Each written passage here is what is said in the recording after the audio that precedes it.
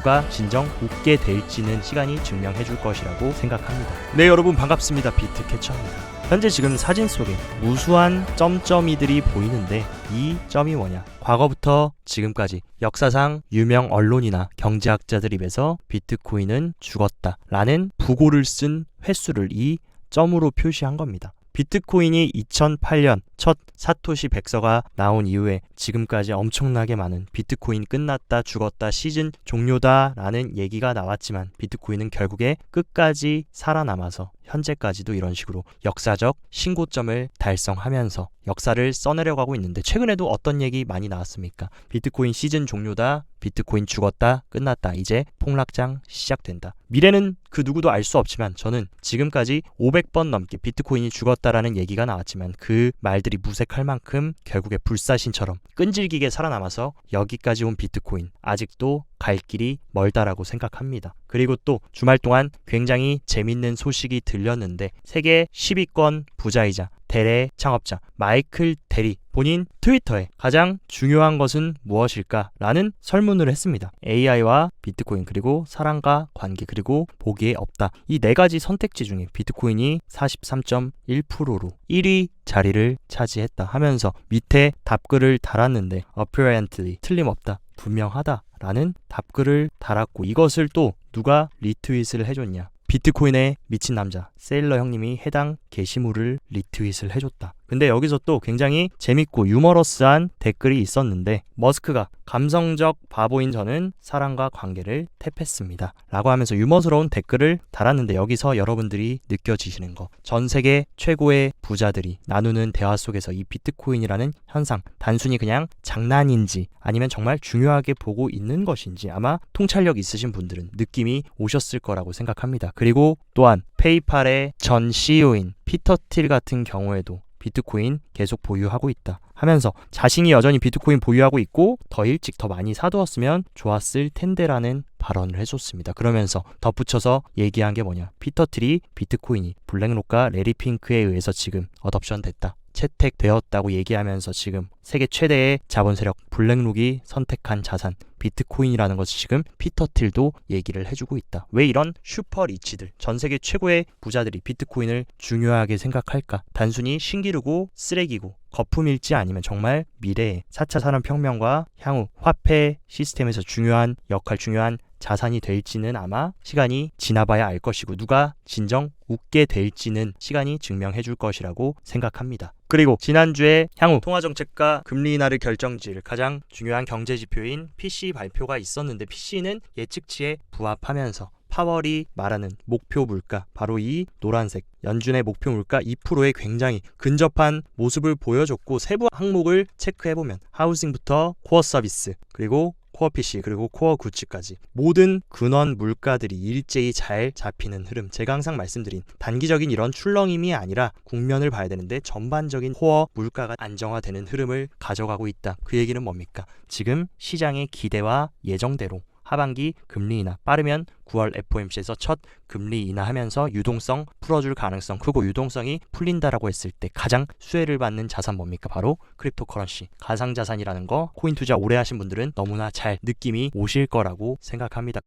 7월에는 어떤 대형 크립토 개별 시장 이벤트가 있습니까? 바로 이더리움 현물 ETF 출시가 지금 기정사실화 되어 있는데, SEC가 최근에 업데이트해서 제출한 기관들의 S1 양식을 반환하면서 한 번 더 답안지 주고 이거 고쳐와 승인해줄게 라고 하면서 지시를 했습니다. 그래서 시장의 컨센서스는 7월 4일경에 이더리움 현물 ETF가 나올 것으로 생각되는데, 이번에 한 번 더 수정안 요청을 SEC가 하면서 조금 딜레이 될 수 있다. 그래서 문제 해결하고 다시 제출해서 지금 시장 분위기는 7월 8일 정도에 역사적인 두 번째 비트코인 현물 ETF가 출시될 걸로 보이고, 조금 딜레이 됐다라고 해서 큰 방향성이나 흐름에 영향을 주지는 않을 것이고, 어쨌든 간에 이더리움 현물 ETF가 시장에 정말 딱 나왔을 때 어떤 흐름, 어떤 분위기를 만들어 줄 것이냐, 사실 그게 더 중요하다라고 보이는데, ETF 스토어의 CEO인 네이트 제라시 같은 경우는 이더리움 현물 ETF는 비트코인 현물 ETF에 이어서 역사상 두 번째로 성공적인 긍정적인 대비가 될 거다. 실제 비트코인 현물 ETF는 지금 역사상 가장 뜨겁고 성공적인 ETF였다라는 것을 데이터로서 증명했고 이제 그 다음 차례는 이더리움이 될 것이라고 얘기를 해주었습니다. 따라서 30년 이상의 ETF 역사상 가장 성공적인 ETF 출시가 올해 2번이나 발생할 거다. 첫 번째는 비트코인이고 두 번째는 이더리움이 될 것이라는 굉장히 자신감 넘치는 발언을 해줬고 이 사람 같은 경우는 ETF를 굉장히 전문적으로 다루고 공부하는 사람인 만큼 어느 정도 이 사람의 인사이트에 대해서는 조금 신뢰도가 있다라고 생각합니다. 그리고 여러 가지 매크로의 흐름도 시장에 웃어주는 방향 그리고 크립토 개별 시장까지 조금 살아나는 분위기를 보여주면서 가장 중요한 비트코인 현물 ETF 유입량이 4일 연속으로 들어오면서 확실하게 매도세에서 매수세로 피벗하는 그런 중요한 변곡점을 만들어줬고 더 중요한 사실은 계속해서 유입량이 미비했던 바로 블랙록의 현물 ETF에 의미 있는 매수세가 들어왔다라는 거. 이제 시장 어느 정도 털어주고 조정 주고 개미들 털어준 다음에 다시금 블랙록의 ETF로 자금이 유입되는 흐름을 만들어주고 있습니다. 그리고 블랙록의 비트코인 현물 ETF는 지금 칠레 증권거래소에서도 거래를 개시했다. 여기서 여러분들이 느낄 수 있는 거 최근에 비트코인이 약보합하고 지루한 횡보 장세를 유지하면서 비트코인 시즌 종료 아니냐 끝난 거 아니냐 5K 간다 10K 간다 얘기가 나올 때쯤 무렵에 갑자기 블랙록에서 다시 비트코인에 대한 ETF 광고를 게시하고 그리고 최근에는 자사의 글로벌 얼로케이션 펀드에 본인들의 현물 ETF를 포트폴리오에 추가하는 움직임 지금 봤을 때 이제 큰형님인 블랙록이 슬슬 다시 시동을 걸어서 시장을 견인을 해주기 위해서 움직이고 있는 것이 아닌가라는 합리적인 의심을 해보고 그에 따라서 지금 비트코인이 계속적으로 넘지 못했던 하방 트렌드 라인을 확실하게 지금 장대 양봉으로 돌파해주면서 오늘 같은 경우는 살짝 윗꼬리를 달고 62K에 위치하고 있지만 제가 봤을 때 이 하락 트렌드 라인을 확실하게 리테스트 안착만 잘 해준다라고 하면 다시 한번 우리가 또다시 비트코인 박스 상단을 시도해주러 갈 수 있습니다. 근데 우리가 넘어야 되는 마의 구간 어디입니까? 바로 마의 72K. 72K는 지금까지 역사적 신고점을 갱신한 이후에 한 번, 두 번, 세 번, 네 번이나 시도했는데 실패를 해가지고 계속 지루한 박스권 장세를 거진 3개월 동안 보여줬는데 현재 주봉상 패턴으로 봤을 때는 정말 예쁘게 주봉상 역헤드앤 숄더가 나와줬고 충분히 이번에 72K 두드리면 열린다라는 말이 있는 것처럼 여기 있는 매물들 4번이나 소화해줬기 때문에 이번 다시 두드려주면 돌파해줄 수 있고 예쁘게 역해숄로 신고점 뚫어주는 흐름 하반기에는 저는 나올 수 있다라고 보고 있습니다. 더욱더 크립토 투자자들에게 웃어주는 흐름 이번 대선 토론 이후에 바이든이 노쇠하고 건강에 대한 우려가 증가하면서 대통령직 수행에 적합한 정신적, 인지적, 건강에 대한 부정적 응답이 41%나 증가를 했고 심지어 민주당의 유권자 45% 그러니까 절반이 바이든 물러나야 된다. 어쨌든 정치적인 것을 배제하고 크립토 투자만 입각해서 보자면 그동안 가상자산에 회의적이고 비관적이었던 민주당보다는 암호화폐 대통령이 되겠다라고 지금 주장하는 트럼프 공화당이 우세하게 흘러가는 것이 크립토 투자자들에게는 좋습니다. 그리고 심지어 전체 유권자 민주당뿐만이 아니라 공화당까지 전체 유권자 72% 10명 중 7명이 바이든이 대선 후보 사퇴를 지금 요구했다. 제가 봤을 때 지금 흐름으로 가서 바이든이 어떠한 지금 시장 부양이나 정책 같은 것을 친화적으로 돌리지 않는 한 거의 바이든이 이길 가능성은 굉장히 희박하다라고 보이고 있고 코인베이스 엔지니어 같은 경우는 미국 민주당 대선에서 참패 피하려면 안 그래도 지금 불리한데 가상자산에 대한 태도도 180도 바꿔야 된다. 지금까지는 가상자산 약간 밀어내고 회의적인 움직임 게리 겐슬러 편 들어주는 모습 보였는데 안 그래도 지금 완전히 지지율이 바닥을 치고 있는데 여기서 가상자산에 대해서도 친화적인 태도 안 가져가면 완패입니다. 완패. 그렇기 때문에 제가 봤을 때 바이든이 생각이 있고 그 옆에 있는 옐런과 게리 겐슬러도 한 번 더 얘네들이 재선해가지고 해먹으려면 친화적으로 울며 겨자 먹기 스탠스로 180도 회선해야 될 수밖에 없는 굉장히 외부적으로도 크립토 시장에 힘들었던 시장의 분위기를 전환할 수 있는 그런 정치적인 분위기까지 만들어주고 있다. 그리고 최근에 일본의 움직임이 심상치가 않은데 일본 최대 기업인 소니가 엠버재팬을 인수하면서 공식적으로 암호화폐 거래소 사업에 바로 소니가 뛰어들었습니다. 어쨌든 간에 지금 일본도 최근에 일본 관련 코인 프로젝트들이 굉장히 약세 흐름을 보여주고 있었는데 일본도 어쨌든 지금 약세장에서 길을 모으고 있었고 일본 정부와 일본의 대형 기업들도 크립토 시장에 적극적으로 진입하려는 움직임을 우리가 체크할 수 있다. 그리고 일본의 마이크로 스트래티지라고 불리는 메타 플래닛은 최근에 계속적으로 돈만 생기면 비트코인 매집하는 움직임을 보여줬는데 이번에도 또 추가적으로 비트코인을 구매했다라는 소식. 실제로 메타 플래닛의 주가를 보면 굉장히 지지부진한 부진한 모습 보여주다가 최근 들어서 비트코인 매집하겠다라고 하면서 굉장히 주가가 거진 3배 가까이 뛰었는데, 비트코인을 채택한다라고 했을 때 얼마나 일본 투자자들과 대중들이 긍정적으로 낙관적으로 보고 있는지 메타플래넷 주가가 그것을 증명하고 있고, 이번에 또 2024 IVS 크립토 교토가 열립니다. 그래서 일본 최대 규모의 암호화폐 컨퍼런스가 열리고, 여기에는 엄청난 크립토 관련 프로젝트 창립자들과 기업 투자자, 스타트업, 서포터즈까지 굉장히 중요한 크립토 핵심 플레이어들이 교토에 모여서 컨퍼런스를 진행한다. 그만큼 지금 일본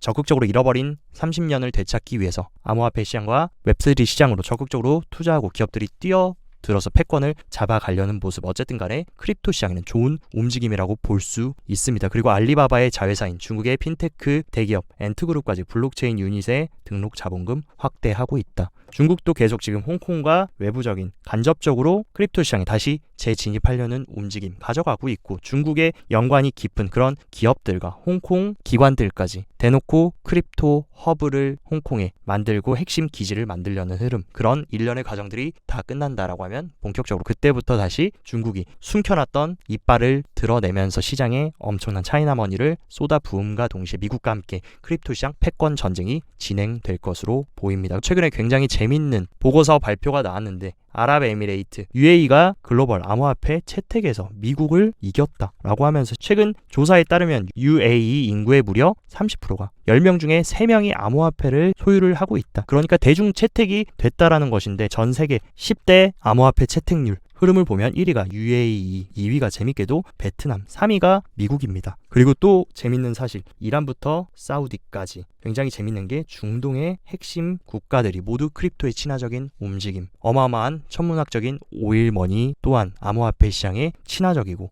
굉장히 적극적으로 채택하는 움직임을 가져가고 있다. 중국의 차이나머니와 중동의 오일머니까지 이번 사이클에 다시금 진입하려는 모습을 보여준다라는 것. 지금 당장에는 뭔가 끝난 것만 같고 시즌 종료가 될 것 같지만, 지금 엄청난 에너지들이 수면 아래서는 축적되고 있다라는 그 사실을 여러분들이 인지하셔야 됩니다.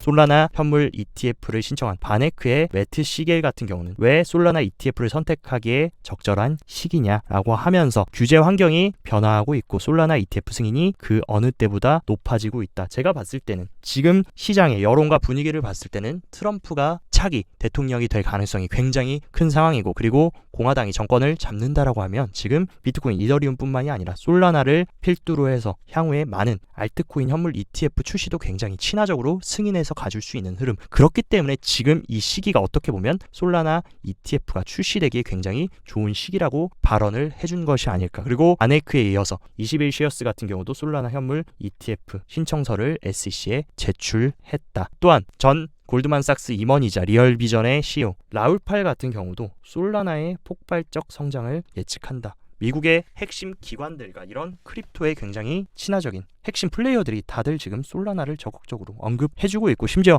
라울팔 같은 경우는 솔라나에 많은 투자를 했고 암호화폐 할당의 90%, 포트의 90%를 지금 솔라나에 투자했다라고 하면서 얼마나 솔라나에 대한 잠재력과 강한 믿음을 보여주고 있는지, 불리시한지 보여주고 있다. 그렇다라고 해서 여러분들이 라울팔이 솔라나 많이 매집했다라고 해서 여러분들이 아무 근거도 없이 몰빵하시기보다는 충분히 공부하시고, 여러분들도 포트야 정말 솔라나도 내가 메이저 레이어 1으로 보유하기에 괜찮을 것 같다라고 하시면은 어느 정도는 솔라나도 고려해 보시는 게 안정적인 포트를 구성하는 데 도움이 되지 않을까 개인적으로 생각이 들고, 제가 항상 말씀드렸던 거, 이번 지금 지루한 약세 흐름이 끝나려면 채굴자들의 항복이 진행돼야 되고, 작은 기업들이 큰 기업들 소나기로 들어가면서 흡수되는 흐름이 완전히 완벽하게 진행이 돼야 본격적으로 이제 새로운 상승 파동이 진행될 것이라고 말씀드렸는데, 대형 비트코인 채굴 회사인 비트디업 같은 경우에 산업단지 임대로 비트코인 채굴에 전력 용량을 확보 계획한다라고 하면서 채굴 사업을 계속해서 확대하면서 부지를 늘려나가고 있다. 이런 흐름 어떤 것과 일치한다고 말씀드렸습니까? 반감기 이후에 영세한 채굴자들이 엄청나게 항복하면서 시장에 엄청난 비트코인이 채굴자 매도 물량이 폭증하면서 비트코인이 굉장히 흔들리는 모습을 보여줬는데, 이제 채굴자들이 거의 다 항복이 됐는지 채굴자들의 매도가 거의 지금 완전히 소멸이 됐다. 이런 움직임과 궤를 같이 하는 거 뭡니까? 지금 비트코인 해시레이트가 어느 정도 수준까지 빠졌냐. 지난 2023년 완전 비트코인 15K, 20K 바닥 구간까지 지금 해시레이트가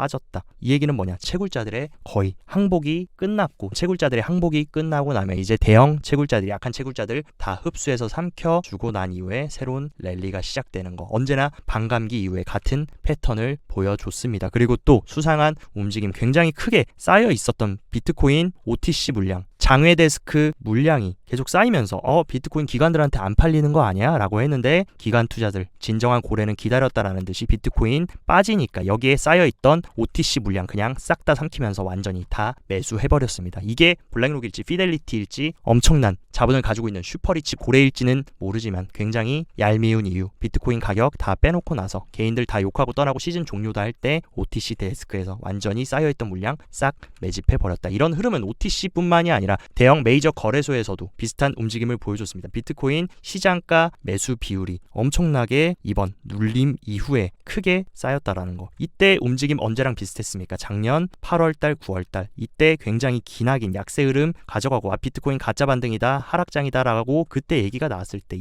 이런 엄청난 시장가 매수가 들어오고 나서 역사적 신고점을 갱신했는데, 그런 움직임이 지금 비트코인에서 나오고 있고, 비트코인뿐만이 아니라 이더리움에서도 시장가 매수의 엄청난 움직임이 또다시 발생하고 있다. 이때 흐름 언제와 비슷하냐? 작년 8월달, 9월달 이 약세 흐름과, 그리고 최근 2월달에 있었던 기술적인 눌림 구간에도 이런 비슷한 시장가 매수 싹 긁으면서 호가를 잡아먹으면서 저가 매집, 저가 축적을 하는 모습을 보여줬는데, 그런 움직임이 이번에도 또 비트코인과 이더리움에 모두 나왔다라는 거. 어떻게 보면 진짜 이제 찐바닥이 나왔을 가능성이 크다라고 개인적으로 보고 있습니다. 그래서 어쨌든 이번 2024년 사이클은 언제와 굉장히 비슷하냐? 2017년 대불장 사이클과 굉장히 비슷하다. 근데 그때와 다른 점이 뭐냐? 2017년 같은 경우도 역사적 신고점을 갱신하고 나서 거진 지지부진하게 이런 식으로 약보합 횡보세를 50일 가져갔습니다. 근데 지금은 역사적 신고점 3월에 갱신하고 나서 지금 이런 식으로 지지부진한 약보합 횡보 박스권 장세를 무려 100일, 이때에 대비해서 거의 2배가 넘는 기간 동안 약세 흐름이 지속이 됐기 때문에 당연히 많은 분들이 힘들고 지치고 떨어 나갈 수밖에 없다. 근데 제가 봤을 때 100일 정도 이 힘든 시간 지금까지 버텨 오셨으면 제가 봤을 때 이제 고지에 다다랐고, 이런 약세 흐름, 개미를 완전히 털어주는 흐름이 지나고 나면 언제나와 같이 이런 식으로 새로운 고점을 갱신하러 가는 마지막 후반전이 남아 있었다라는 거. 이번에도 과거 2017년 사이클과 전혀 다를 것 없이 지금 이 인고의 시간 잘 버티신 분들은 하반기에 분명히 대선, 호재와 금리나 여러 가지 매크로적인 요소들과 비트코인 현물 ETF, 이더리움 현물 ETF로의 기관 자금이 유입되면서 새로운 사이클 아직 한 발 남았다라는 거 꼭 잊지 말고 명심하셨으면 좋겠습니다. 오늘 영상도 시청 진심으로 감사드리고, 영상 도움되셨다 하시면 좋아요, 구독 눌러주시고, 더 자세한 투자 전략 궁금하다 하시면 영상 하단 고정 댓글에 제가 운영하는 텔레그램 정보방 활짝 열어놨으니까 이쪽에서 정보 잘 체크하시고 성공적인 투자 계속 이행해 나가시길 바랍니다. 오늘도 시청 진심으로 감사드리고 여기까지 비트캐쳐였습니다.